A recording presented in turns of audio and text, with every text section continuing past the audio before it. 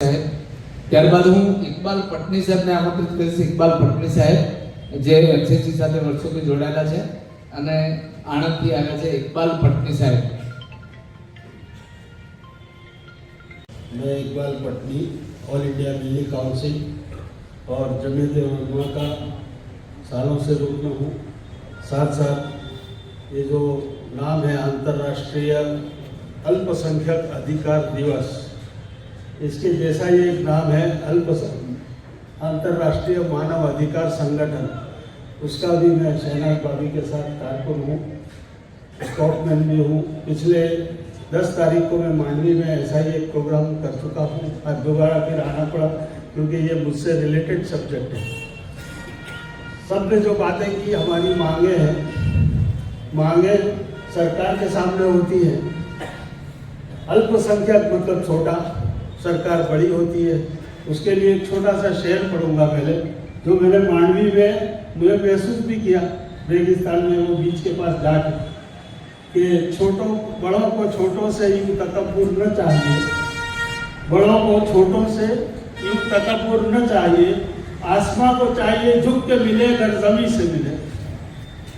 तो ये बड़ों को चाहिए कि भाई तुम्हारी डिमांड क्या है, जरा हमारे सामने पेश करो. लेकिन आज माहौल ऐसा है कि वो छोटों को कुचलने पर आमादा है और कर रही है. ये इंटरनेशनल ह्यूमन राइट के खिलाफ है. लेकिन हमारी कमजोरी है कि हम हौसला नहीं रखते, हम हिम्मत नहीं रखते. परसों तरसों का वाकया जो हुआ है, मैंने डायरेक्ट बिहार के लीडरों को कहा कि उस औरत का कॉन्टेक्ट नंबर मुझे दे दो, मैं ह्यूमन राइट के माध्यम से उसको एक्शन ले सकता हूं. लेकिन आज 3 दिन हो गए, अभी तक किसी ने कांटेक्ट नंबर नहीं दिया. एफआईआर नोंधाने के लिए सब गए हैं. खैर वो मामला अलग है. मेरा बात आज जो करनी थी, मैंने मुजाहिद नफी साहब को 2 दिन पहले कहा कि मदरसा तालीम, मैं चूँकि आलिम फाजिल भी हूँ, BSc B.Ed हूँ, रिटायर्ड टीचर हूँ, मदारिस से जुड़ा हुआ हूँ, इसलिए तालीम के बारे में पहले आप गौर कर लें कि 3 बुनियादी उसूल, जहाँ कहीं भी दुनिया में तालीम होती होगी, चाहे मदरसे में हो, KG में हो, यूनिवर्सिटी में हो, PhD लेवल पर हो, 3 बुनियादी उसूल आप याद रखें. एक लैंग्वेज, एक नॉलेज और तीसरा है स्किल. लैंग्वेज जबान को कहते हैं, नॉलेज इल्म को कहते हैं और स्किल सलीके को कहते हैं. ये तीनों चीजें उम्दा से उम्दा अगर कोई सिखाता हो तो मदरसे वाले सिखाते हैं. कैसे? लैंग्वेज सबसे अच्छी अबदुल आबाद लैंग्वेज कौन सी? अरबी. इल्म सबसे अच्छा अबदुल आबाद तक रहने वाला अल्लाह का कलाम. 6666 आयतों के अंदर में दुनिया का वजूद भी था, उससे पहले से लेकर क़यामत तक भी, जन्नत और जहन्नम तक अबदुल आबाद का इल्म उसमें मौजूद है. कौन सिखाता है? मदरसे वाले. ये सिर्फ इशारे सवाब के लिए नहीं है या तावीज़ के पन्ने लिखने के लिए कुरान नहीं है.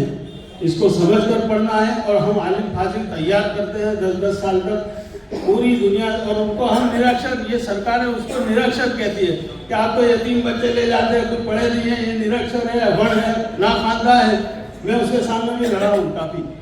मैं क्या, मुदारियत कमीशन ने हमारे बंधारण के हिसाब से कमीशन बैठा था पहले, मुदारियत कमीशन ने ये तय किया कि 3 जबानों का जो माहिर होगा वो साक्षर होगा.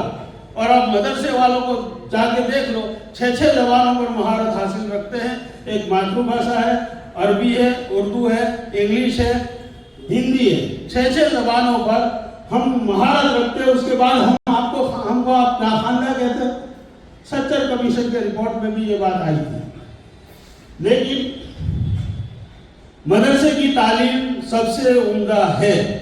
अब उर्दू की बात करूं, फरोग उर्दू के लिए ये गवर्नमेंट काम करती है. थोड़ा बहुत बीच में बंद कर दिया, मौलाना आजाद फाउंडेशन की स्कॉलरशिप बंद कर दी. वस्सलातु वस्सलामु अला रसूलिल्लाह.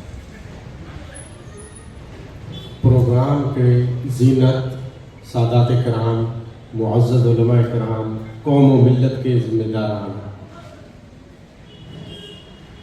उम्मत इस्लामिया दुनिया की हर बस्ती में, हत्ता के मशरिक़ और मगरिब तक, शुमाल और जुनूब तक फैली हुई है।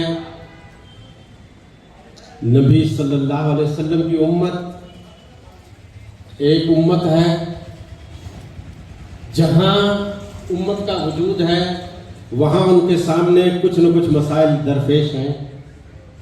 हम भी इस आज़ाद मुल्क के अंदर रहते हैं, हमारे सामने भी बहुत सारे चैलेंजेस हैं। खुशनसीब वो लोग हैं, बल्कि उम्मत के लिए नेमत है, जो उम्मत की फिक्र में कुछ न कुछ कर तो रहे हैं। अक़लियत के हुकूक, इस ताल्लुक से इंटरनेशनल लेवल पर आज एक दिन मनाया जा रहा है। इसी निस्बत से भूज शहर के अंदर ये प्रोग्राम मुनाकिद हुआ है।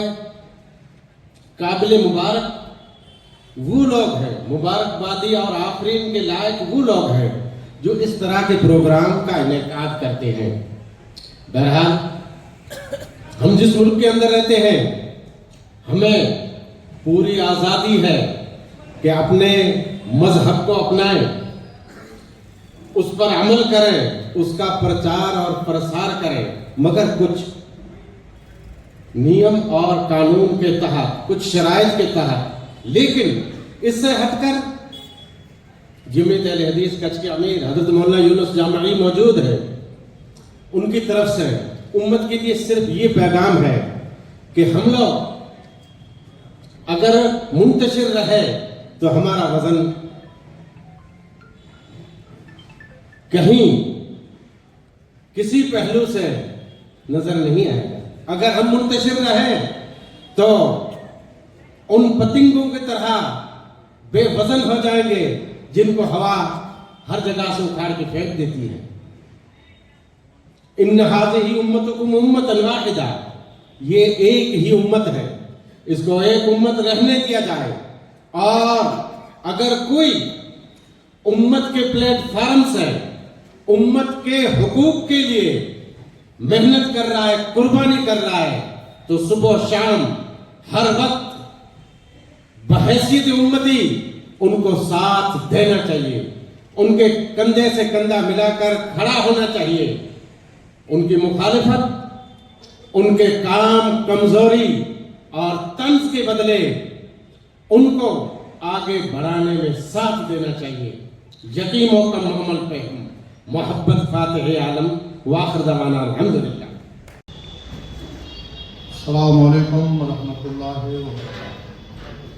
આજે માઇનોરિટી દિવસ નિમિત્તે અમદાવાદથી ખાસ મુસ્લિમ સમાજની ચિંતા લઈને આખા ગુજરાતમાં ફરી રહ્યા છે એવા મુજાહિદભાઈ નફીસ, એવા જ એમના સાથી મિત્ર ઓસ્માનભાઈ સરસિયા, એમસીસીસી જોડાયેલા તમામ કાર્યકરો, આગેવાનો, મુસ્લિમ સમાજના વિવિધ સંસ્થાઓના વડાઓ, कोई आरोग्य, कोई शैक्षणिक, कोई मदरसा, तमामना प्रमुखों, चेरमेनों, साथे साथे અહીં ઉપસ્થિત મૌલાના સાહેબો, સૈયદ સાદાત સાહેબો, આજે જ્યારે અલ્પસંખ્યક દિવસ છે અને મુસ્લિમ સમાજની કચ્છ જિલ્લાની વસ્તીને ધ્યાનમાં લઈ અને મુજાહિદ નફીસ સાહેબે જે મહેનત કરી છે તેને ધ્યાને લઈ એટલે આપણે જો જોઈએ તો બહુ અફસોસની વાત છે। કચ્છ જિલ્લો વિસ્તારની દ્રષ્ટિએ મોટો છે, એવી જ રીતે મુસ્લિમ સમાજની વસ્તીની દ્રષ્ટિએ પણ મોટું છે। ખરેખર આ ચિંતાનો વિષય છે જ્યારે એક આદમી, એક માણસ ગુજરાતથી, અમદાવાદથી સતત મહેનત કરી મુસ્લિમ સમાજની પીડાને કઈ રીતે આગળ લઈ આવી અને એને સુખદ સમાધાન કરવું તે માટેના પ્રયાસો કરતા હોય અને આપણે જ્યારે પોતે સંમેલન, પોતાના ખર્ચે સંમેલન કરતા હોય અને એમાં જો આપણે આપણી હાજરી ઓછી હોય તો એક ખરેખર દુઃખદની વાત છે અને એમાં આપણને ક્યાંક ને ક્યાંક ઉજાગર કરવો પડશે, થવું પડશે। માટે મારી નમ્ર વિનંતી છે કે આવેલા આગેવાનો તમામે તમામ આ ચીજની ચિંતા લે, ભવિષ્યમાં આવા કોઈ પ્રોગ્રામો થાય તો મોટી સંખ્યામાં આપણે હાજર રહીએ તે એક પહેલું મહત્વ છે। વાત રહી અલ્પસંખ્યકના વિવિધ મુદ્દાઓ આપણે જોઈ રહ્યા છીએ કે સામે છે અને અત્યારની સરકારમાં મુશ્કેલ પણ છે. આ બધું કરવું ઘણું મુશ્કેલ છે, પણ લડશું તો જીતશું. લડાઈ ચાલુ રહેશે તો ક્યાંક ને ક્યાંક આપણને આની સફળતા મળશે ને મળશે. પણ એના માટે લડવું જરૂરી છે. મુજાહિદ નબી સાહેબની વાત કરું, એમસીસીની વાત કરું તો ખેડાની અંદર જ્યારે મુસ્લિમ સમાજના માણસોને થાંભલા જોડે બાંધી અને મારકૂટ કરતા હોય કોઈ નાની બાબત માટે, ત્યારે એમસીસીના મુજાહિદ નબી સાહેબ જઈ કરે ને એકલા હાથે કેસ લડી ને આજે એ લોકો જેલમાં છે, એ એક મોટી સફળતા છે. એવી જ રીતેનું એક ઉદાહરણ આપું કે જુનાગઢની અંદર ઐતિહાસિક જગ્યા હતી, ભરચક વિસ્તારમાં હતી. મોટો કાફલો ઊભો કરી, મોટો પોલીસનો કાફલો ઊભો કરી અને સતત મુસ્લિમોને બાણમાં રાખી અને રાતના 12 વાગ્યા પછી તોડવાનો એ લોકોએ પ્રયાસ કરી અને તોડી નાખેલ. ત્યારે પણ ઉસ્માનભાઈ સરસિયા અને એમસીસીના મુજાહિદ નબી સાહેબ સાથે રહી એ કેસને અત્યારે પણ લડી જાય છે. વાત ક્યાં કરવાની છે કે આ લોકો જો આવી રીતે લડતા હોય અને આપણે મીટિંગ માટે બોલાવે અને આપણે આપણું કામ ધંધો છોડી અને મીટિંગમાં હાજરી ના આપીએ તો એ ખરેખર કમનસીબી કહેવાય, મુસ્લિમ સમાજની કમનસીબી કહેવાય. આજે 10 દિવસથી હું જોઈ રહ્યો છું મુજાહિદ નબી સાહેબ ભુજ, અબડાસા, નખત્રાણા, લખપત કોઈ તાલુકો એવો નથી જ્યાં એ લોકો જઈ વ્યવસ્થિત આગેવાનોને આમંત્રણ ન આપ્યું હોય.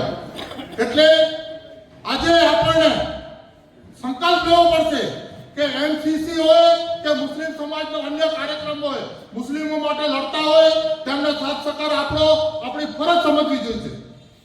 વધુ ન બોલતા આપણે ખાસ કરીને મુજાહિદભાઈના અમુક જે પ્રવચન છે તે ખરેખર આપણી સમાજની મગજની અંદર ઉતરે એવા એ લોકોના પ્રવચનો છે.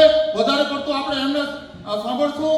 અહીં કને જ્યારે મોટી સંખ્યામાં મુસ્લિમ સમાજોના આગેવાનો ઉપસ્થિત છે ત્યારે ખાસ એક ચિંતા કરવી જોઈએ છે કે મુસ્લિમોને અન્યાય થઈ રહ્યો છે અને આવી પરિસ્થિતિમાં થતો રહે છે, પણ આપણે હાથમાં હાથ મિલાવી, ખભામાં ખભો મિલાવી અને સાથે રહીશું તો ક્યાંક ને ક્યાંક આપણે સફળતા મળશે. ફરીવાર હું મુજાહિદ નબી સાહેબ જ્યારે આવો મોટો પ્રોગ્રામ કચ્છમાં લઈ સતત લડતા તો હોય છે, પણ ઉજાગર કરવા માટે જ્યારે કને અહીં કને આવ્યા છે તો હું એમનો તે દિલથી શુક્રગુજાર રહીશ. અસ્સલામુ અલૈકુમ વરહમતુલ્લાહ. ઘણા વર્ષોથી લોકો કામ કરે છે, એ કામ કરે છે એ કોઈની પરવા નથી કરતા મારા પાસે કોણ છે. આજે આ વાત આપણે પૂછવી પડશે, કોઈ છે કે નહીં છે. આપણે આપણું કાર્ય આગળ વધારવું છે એ ખરેખર અભિનંદન આપું છું. આજે મને કોઈ પ્રવચનની ઈચ્છા હતી નહીં, ઘરાથી નક્કી કરી આવ્યો તો મને બોલવું નથી, પણ અહીંયા મને લાગ્યું કે ના થોડુંક આપણે જોવું પડે કે સાવ ન બોલીએ તો હાલે નહીં. એક વાત તો આજે આપણે નક્કી કરવી પડશે કે મુસ્લિમ સમાજમાં ડરનો માહોલ પેદા થયો છે, એને દૂર કરવાના છે. દૂર કેમ થાય કે આપણે હક પૂરવીએ તો. ખોફ માલિકનું નફો, નુકસાન, ઇજ્જત, જેલત બધું અલ્લાહ જ આપે છે, કોઈની તાકાત નથી. મોદી હોય કે મોદીનો બાપ હોય, એ ડર કાઢવા માટે આપણે કાર્યક્રમ કરવું. બાકી લડાઈ લડેલી બરાબર છે, એની સાથે પણ બીજી વાત એ કે હરેક ક્ષેત્ર અલગ અલગ હોય. આજે કચ્છમાં બધેલું ક્ષેત્ર એક,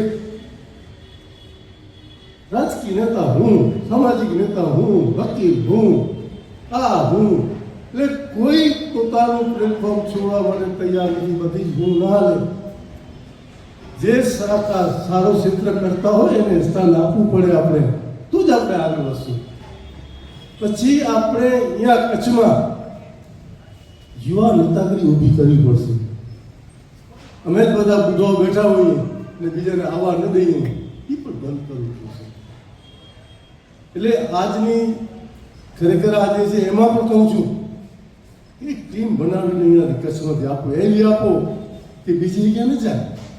પછી આ સંસ્થામાં પણ આ જ ભાઈ હોય, આ સંસ્થામાં આ ભાઈ હોય ને મોટો કાઢીને જાય, ઉમાં પણ રાડું નાખતો એ જ હોય.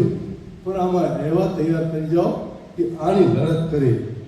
માનવ ઉપર અત્યાચાર થાય છે તો કેવી રીતે લડવું, શું કરવું, એવી ટીમની જરૂર છે. બાકી તો ભાગ થોડો ઘણું બધું પડ્યું છે, એટલે હું કોઈ સાથે ટીકાજી પણ કરતો નથી. પણ આપણે કચ્છમાં તમામ જવાબદાર આગેવાન આવ્યા છે, એટલા માટે હું કહું છું કે આપણે થોડુંક રસ્તો કાઢી બધાને અલગ અલગ ક્ષેત્ર આપી દઈએ, પણ બધું ક્ષેત્ર આપણે જે છે એમાંથી થોડું છૂટું પડીએ એવું જ મારું છે. હું કોઈ વ્યક્તિગત આજે ખરેખર બોલવા નાખો હું બોલો એટલા માટે કે આપણે આ વિષય પર થોડોક બોલવાની જરૂર છે કે આપણે બધા જે છે એને અલગ અલગ આપી દઈએ પ્લેટફોર્મ.